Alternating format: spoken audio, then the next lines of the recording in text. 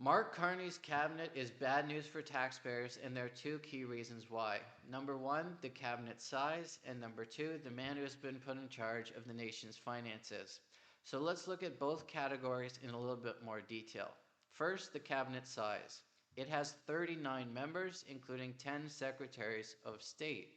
That is the largest cabinet in a long, long time. It has 3 more members than former Prime Minister Justin Trudeau's cabinet, and as I said, 10 secretaries of state, a bunch of whom have really made up positions, including a Secretary of State for Nature, even though we have a full-on Minister of the Environment.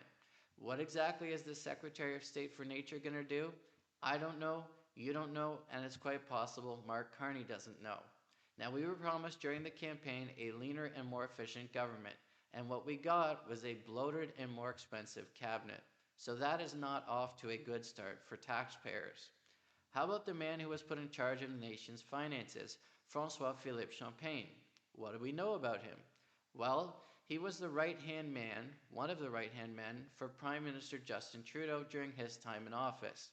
He was put in charge as Minister of Innovation of Canada's failed EV strategy. He gave away $57 billion of taxpayer cash to auto companies and EV manufacturing companies and EV battery manufacturing companies in a bunch of failed experiments. You've seen the news, Honda, Ford Motor Company, delaying building factories or building new models or retrofitting their existing factories by sometimes 2-3 years, but of course it could be indefinite because of dropping EV demand. You've also seen the stories of companies like Northvolt going bankrupt, even though we gave $1 billion of taxpayer cash to them to build a factory in Quebec. So, Francois-Philippe Champagne, his record is disastrous. $57 billion out the window on a failed EV strategy, and he is failing up. We are giving him a promotion.